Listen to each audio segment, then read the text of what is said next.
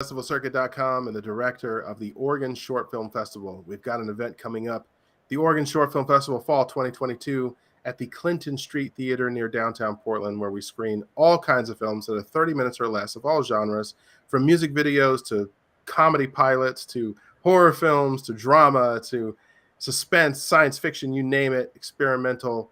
And we have a fantasy film as well. And this one in our fantasy category, which probably could have been in about 3 categories. It's so diverse. But the film House of the Unholy is a visual masterpiece that the judges just absolutely fell in love with it and nominated it for the best fantasy film. And we're joined by director Daniel Merlot and writer and post-production / everything man, Oso Jackson. Yeah. How you doing today? Good, man. Good to be here. Good to be here. Good to be part of the festival. And yeah, I'm coming in from LA. I'm piping in, and Oso's in Barcelona. So we're getting global here. Global. That's what I'm talking about. Well, hey, good work by you and you two, your whole team. Yeah. Really put something very, very different than anything screening in the festival period. I mean, eyes are going to pop when they see this one. They're going to be like, oh my goodness, what is this film? We're excited to screen it. The judges are excited about it. Can one of you put the synopsis in your own words and kind of tell us what this is about? Yeah, I have, well, it kind of a short form kind of synopsis of this. It's basically about this bloodthirsty princess who had taken over this kingdom, and taken over this queen and king who were running the kingdom, and she put a curse on them, on the king, and turned him into a cat. So thus the queen lost her power. The evil princess took over the kingdom, and now is in search for this small indigo little tribesman, little man who's hiding in a cave, who has this magical elixir that he harvests in his heart. And so the whole tribe has been killed, and she's on the hunt for the last one to seek that magical elixir, because that elixir will give her eternal beauty, will give her power over the kingdom. So she sent out these bounty hunters to hunt him down, and she finally retrieves him. And so yeah, a recap: it's about a bloodthirsty princess who hunts down the last of the Indigo Elders tribe. She seeks the magical elixir inside his heart that will grant her the powers to reign over the kingdom for eternity. So that's kind of a recap on the kind of condensing it down, all the madness into a small narrative. So yeah. All right. Well, and let's stick with you, Daniel, for the next question, and I'll have the same question for Oso. But why did you spend your time, effort, and energy to create this particular film? What was it about this story, this concept? Why this? Yeah, almost the backstory is as interesting as the story, in a sense, if that could be possible, because the movie is so surreal and genre bending in itself. I not to go on to a big long rant, but I spend half my time between LA and Tokyo, and I've done that for 15 plus years, and I was out there always producing pop stars in Japan and Korea and China, and doing those things and making music videos as well. And so I've had #1 songs in Japan and all these different parts in Asia, and also working in the LA industry, doing music soundtracks and things like that, and for movies and then other dance records and that kind of type. Well, I was working in Japan. I go back and forth pretty much half the time. So in end of 2018, beginning I think, around, I had a partner, a client. She's this old Japanese lady, 65-year-old lady. She runs this kind of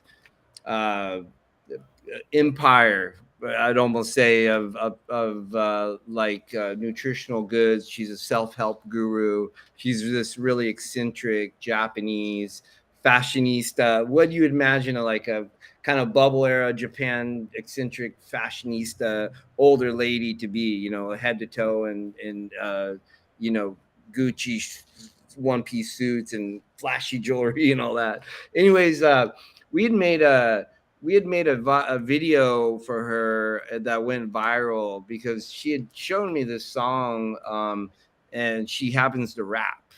She had made this rap song. So this Japanese 65-year-old lady who runs a big corporation and is a self-help guru. So shows me that, and then, you know, and she's thinking, what kind of things can we collaborate with? And then well, wait, what is, you rap? So first of all, and she's good. So anyways, we got together, brought her to Hollywood, made this, which I'll send you the link. It's pretty bizarre. Her name's Emiko Shibamura. You can look her up on YouTube.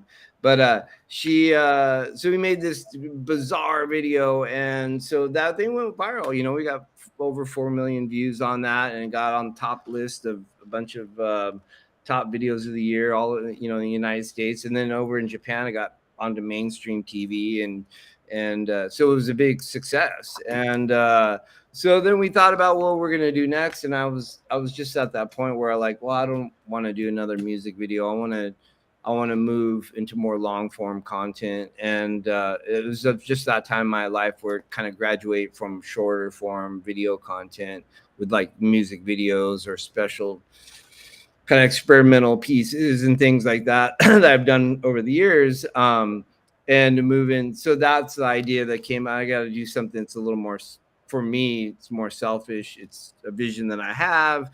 I want to go move in, and it will combine my music writing and production skills, to combine my years of giving themes to these characters and pop stars that I've always worked with, and then, you know, kind of falling back on just my video production, editing, and, you know, directing skills that were there, but not sharpened totally. And so I looked at it like, okay, this is gonna, like you said before, you know, you kind of learn something off every film or a video piece you do, and I feel like, okay, I'm going into long form, and this is going to be, you know, I might not know everything, but I have the vision. I have a clear picture of it, what I wanted to do. And then at that time, so I pitched it to her, and I said, hey, basically, you know, if you finance this short fantasy film, I'll let you star in it. So I was just like, so, and she's like, wait, hold on, how does that work? And then so anyways, I had been going to Thailand over there the year before for a friend's music festival called Wonder Fruit Festival, which is this like crazy art and music and wellness, and it's just kind of immersive festival out deep in the jungles of Thailand. And so I'd been out there the year before, and after that, rather than, and then coming back into Bangkok, rather than looking at like, okay, I'm in Bangkok, party time, it was like, hey, I want to get to know the city better, you know. And so I started exploring around. I was mind blown about, you know, the locations, the film teams, the infrastructure builder that really had pushed up. And I was surprised that, you know, so many, you know, companies from China, film companies, London, Hollywood were going out there, either getting costumes made or filming out there, filming Fast and Furious when I was doing my the film there. So some of the crew was splitting up here, and I knew some of the people on the Fast and Furious crew, so it was kind of cool. And but that was going on there in that before the pandemic. So I was convinced, like, okay, this is not going to be, I can do it in LA or Tokyo. This short film would be much easier, but I want a challenge, and I want to do something that's new. I want to use locations no one's used. I want to use teams. I want to get something that I'm going to dig for something and try to find some magic and alchemy of working in this place. So there was a lot. So I went back to her, and then she was, you know, on the fence. And then finally I was like, okay, I got to lock this down. So I was like, hey, check this out. If you do this if you fund this short film, I'll make you look like a queen, first of all, and we're gonna build, you're just gonna look majestic, and you're gonna have superpowers, and and then number two, while we're filming this, we're gonna do a little when you're all dressed in your little queen's outfit and all that. We're gonna do a little bit of an outtake that has nothing to do with the film. That's gonna that will center around one of your like lotion projects, face products. And she's like, "Oh, helps my business, okay." And then boom, deal's closed. So I had to think of a clever way to sell a crazy idea like this. Like and people who will see the film will understand like it's not an easy sell to do something, to raise money to do something like this crazy and kind of just a genre bender. So yeah, but she was like, Liz, we got to do this quickly. Then, you got, a few months to do all of it. And I was like, oh shoot, I got to still write this. We did the deal. Flew from Tokyo. I flew from actually Tokyo, went to Taiwan for a week, hung out by the temples, all that, and just wrote, tons, got an Airbnb, got in a little headspace, went back into Tokyo and said, okay, here's all these ideas. And then I flew back to Bangkok and then just started I was on the ground, and I had of course my festival friends, but I had a few other friends, and we just searched production local teams. And that was a process, to find somebody who's a right fit for a fantasy movie. Because if you're doing just a strictly kind of drama or narrative kind of thing, you're just using typical backgrounds and just regular clothes, it's really dialogue heavy.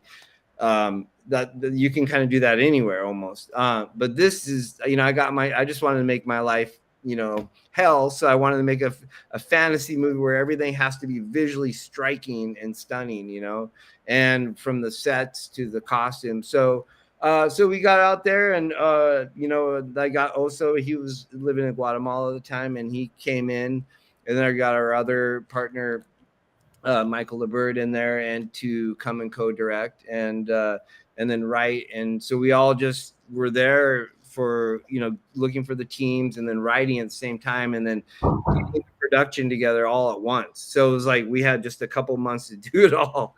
And so, which was, I did like that challenge, because as probably most people that are on this film festival, being a creative, you can just sit there in a loop and nothing's ever ready, perfect. So it was forcing you just to go, okay, man, we'll fill in the blanks as we go.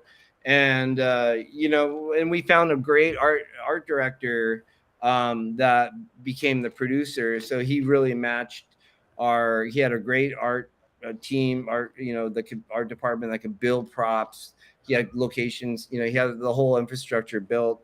And it was a perfect alignment, like on a visionary level. He was getting what we were going for, and he was a problem solver. So, which was most important, because there was other teams would be like, "Hey, I want this huge modular synth that has wires coming out connected to this guy's head. We're going to do it in this," and they'd be like, "Whoa, that's going to cost you this and that when there's no modular synths in Bangkok and this." And so he was like, "Okay.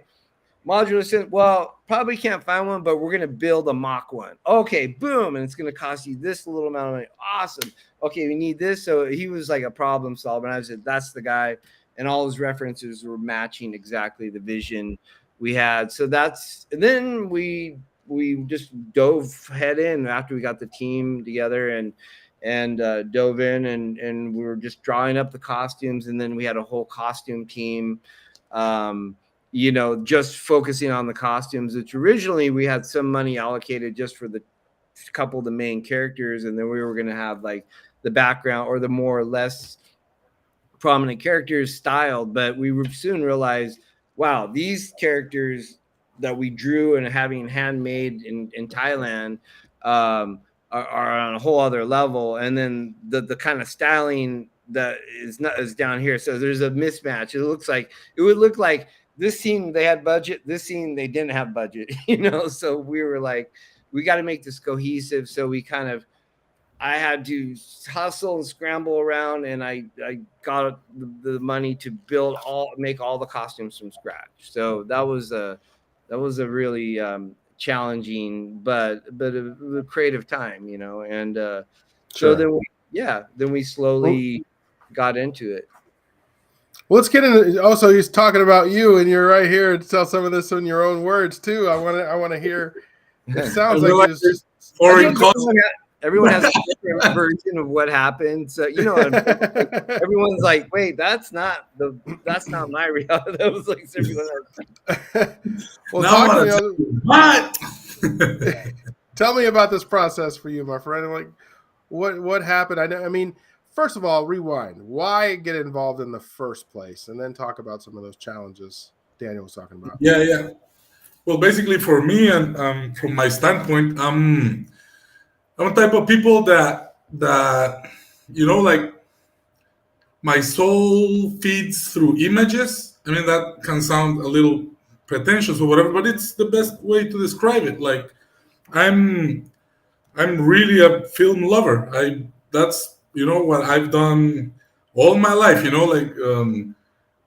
look like you're doing nothing. You're just sitting there watching films, but that's what I do. That's my real thing. Like I like sitting down watching films, and then I like drawing. From when I was a kid.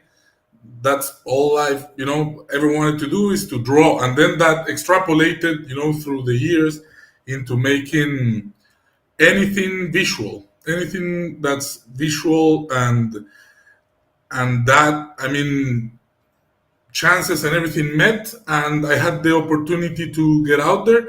Like Daniel said, we've already met through the years through this common friend that was involved in this project at that production stage. And he pulled me in for the first gig in Los Angeles, and we met with Daniel, and we could see eye to eye and stuff. And then when I was called for this other opportunity to get involved with this project, I was let's do it. It's just, I mean, Daniel covered it all. I was in love. Like, I don't know. I was just pitched like, this is what's gonna happen. We're gonna make now a short film. We're gonna do, and I was just like, yes, because I come from Guatemala, and in Guatemala the ceiling is very low. You gotta walk. I mean, I'm taller than most Guatemalans, but I'm not talking about that. I'm talking about the ceiling creatively is very low. You work basically for the advertisement industry, and it's just so limiting. There is no. People are not gonna go for blue elves and murderous space queens, space princess, or it's just not gonna happen. So I was really excited to hop on this because the possibilities are what I think it came through awesome. Like I think it like what I was told at the beginning that we were gonna do ended up happening. So I'm super psyched. I'm overwhelmed by how good this ended up being. Because you also, I mean, through the years, you get, how life chisels you down with disappointment, all these times that you think you're out of the fucking, out of Dodge, and then again, it's like it didn't fly, a wing broke, something happened, and this is so beautiful for me. It's so heartwarming, the fact that you see this thing, and I'm totally proud of what we did. Like even I mean, you love film, how it is. You look at what you do, and then you're like seeing every freckle, every little hair out of place, every loss of pace, every whatever, and it's fine. I'm not gonna say this thing is perfect, we're the kings or anything, but it's totally it's totally good. It's totally good enough, which is the most you can strive for when you do art and you expose yourself out there, is for things be good enough for you, like that you say, this is good. So I got on this because it was this cosmic alignment of things. And also, I have to add that, not to cut you off, but it's not too hard of a sell to say, hey, I have some funding. Let's make a fantasy. That was in Thailand. I have your ticket and a hotel. Let's go. That was totally it. Everyone's like, I had a wedding next week. I was gonna get married. But I can postpone that. So going coldly about it was like kind of like that. Yo, I got money to do a fantasy film in fucking Thailand. Like, sorry, can you swear that? I don't know if I can swear. I have a very dirty mouth. I've been It's told. okay. You can say whatever you want. That's fine. That's fine. Yeah, Okay, that cool. wasn't too hard of a sell to rile up the troops. My creative. But you know, funny little story, funny little side story. At the time when I was called for this, I was actually running my family's cattle ranch. So I was in the middle of another jungle in Guatemala, running cattle. You know, like raising cattle and looking after a farm. So I was really out in the woods, you know. And then this came in. I was like, okay, just drop the saddle. I was just like, you know, take. I was. Let the horse loose. I'm going out to Thailand to make films again. It's awesome. So that was kind of fit for me. Yeah, and when he came out, we went. It was an enjoyable process, but it was it was a million challenges. So as every filmmaker, I mean, you watch even one thing you realize. Every music video or every film you do, whatever short, long form or long form or whatever the situation, or you have big budgets or small, I found that even when you have higher budgets on things, you're still going to run into the same problems, you know. And you watch interviews with like Kubrick or Scorsese or the masters, the greats, and they always kind of like. It's funny that watching a lot of the interviews with them after I'd done this and going and just taking notes as I was doing the film of like what not to do, what to do better the next time, and making little notes so I do remember those small little things, and so I approach it in a more streamlined way, and I'm more clear in my communication, and I'm a little bit more intuitive about who I want to bring on board. So those are I was learning in real time a lot of things, but I realized even with the great filmmakers, they go through those same things as a small indie film goes, but they're on a bigger scale, but they still are running out of budget. There's still have people hounding them. There's still people being not showing up on set. The people are losing files. I think it was like Kubrick even said like, I had got done one of his, I think it was Lolita, one of his films. In the studio house, Sony or one of they had lost the master. Like, I was like those things, like, it's like your friend does that. It's like, how can you be so stupid and you lost that one tape or whatever? Well, these guys, even on that level, have to deal with that. So I don't think those problems ever go away. You just have a little more cushioning to amplify the problems and amplify the solutions. So as you go along. So I think it is, and it's really the thing going into it that I learned that I think everyone should take, and I've gotten from people watching Tarantino or these, is just your fundamental passion for film and to feeling like you have a story to tell and or something to get out of you should be your fundamental driver, and never let that diminish you thinking that you are not a film director or an art director or a producer for a film. There's really no preparation. You just dive in, you do it, and it's, I've seen that all the people that have made accomplish in the film world, they put themselves on the line. They put everything on the line, and you got to throw yourself in 100% to actually get something back that's going to be reciprocated. That's going to feel like, okay, I attained this. But that takes thousands of hours of brutal blood, sweat, and tears and torture. That's how I can say it. It's the whole thing of 1% inspiration, 99% perspiration. After you have that initial lightning strike, then it's just all the logistics, and that's what the difference between just music or certain other art forms, where this kind of intersects all that together, and you got this multi-pronged beast coming together. And if you could get that all to come together and make that synthesize that alchemy, then you have the possibility of having something magical, and that was kind of the process that we went through. And me and Oso have been, crafting on this since that was shot right before the pandemic. And we've been crafting on it since, and we didn't give up till we had something that was not compromised. It was easy because there was other people, partners that fall off on the team. They were like, hey, this is an unfinished film. We didn't shoot this scene. We didn't shoot that scene. It's always a series of compromises in filmmaking. And so the thing I would say to other filmmakers, we didn't finish what you see, yeah, it's a genre bender. We're going out there with what we're doing on this. But I think is the thing to learn is, don't in the light of adversity going, I didn't get those 5 key scenes because that would have cost me $10,000 more, for that day or whatever. And we couldn't do it, so, at the end, you're left with this kind of pile of tape on the floor, almost like, here you go, make something out of it. And you got to get creative with solutions. You're either going to like get out alone or hit up your uncle and do some outtakes, or you're going to come up with other solutions. And something we had luckily from the beginning is I wanted a mix of animation intertwined through this whole film.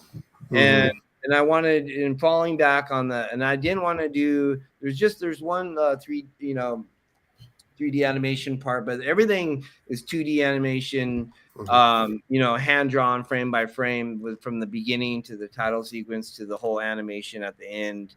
And I wanted to do old school. I wanted to make more trouble for myself, so I wanted to go that route, that more the analog route on that. And I was approaching the whole film from more of a theatrical kind of point of view on this, is rather than taking shortcuts here and using that, I want to just use theatrics, lightings, 2D animation, drawing, and that was kind of the foundation. So, and it shows in the end that we really didn't take those shortcuts. We handmade all those costumes.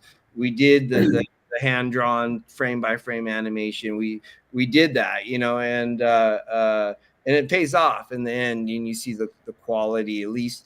And the one thing we had in our mindset was like, even if this thing turns into a mess at the end, this is going to be visually striking. The production aesthetic. I said, if anything, the visual aesthetic and production quality is going to be there, and it's going to have a visual language and a poetry in itself. And if we can turn it into something that has a good linear storyline in there, and people can kind of get it, even though it jumps around and it's a bit surreal, and there's a lot of sound design and things like that in there. So I meshed all my skills of my sound design, and then also years of drawing and doing that, and just kind of meshing those two things in there to really give it the kind of stamp of what the style of the film is, So. All right. Well, man, you guys have been transparent about this whole process. It really sounds like it's been a journey. Yeah. We're coming to the end of our interview time. Is there any last words you want to put in there, Oso, about this that maybe they didn't cover? Well, it's pretty much all said, but I just want to say big shout out to everybody in Thailand, man. These people are insane. These people, it's like such high quality and determination, even with all the setbacks or whatever. Thailand is the spot, I don't want to blow it off. It's like a hidden pearl type of thing, but also it's not easy. It's not just go there. But big shout out to those people, because it was crazy. And throughout, I'm just really thankful. I'm just really thankful with life, with Dino, with everything. It's like it's just all so real right now. We're real grateful for Film Festival. Like, you guys have like strong feedback, and we've been getting, massively strong feedback across the board around the world, and it happened so fast in the last month. So it's definitely, it feels good to have that validation after 3 years of hard work, and just been having being reciprocating what we put into is really valuable to us. Doing the interview with you, having been shown in your film festival, we're really grateful. And to want to thank everybody on our team, but also the Oregon Short Film Festival and the judges and everybody on your guys, the nice words of support and the compliments that we got from you guys really mean a lot to us. That's the fuel that keeps our fire going, is what you're doing, your passion for film, recognizing our hard work and the things we did and connecting that. And it's all part of it's all part of that alchemy of the film world. We all need each other, and to make this happen. So much respect for what you guys are doing. Thank you for the kind words. It's a pleasure to screen your film. You guys make us look good. We're gonna have a great program. It's nearly sold out. It's really going to be a jam-packed house to see it. So Awesome. thanks again. Awesome. Okay, awesome. Thanks for your time. And yeah, looking forward to keep being a part of your festival. Thank you. Have a good one.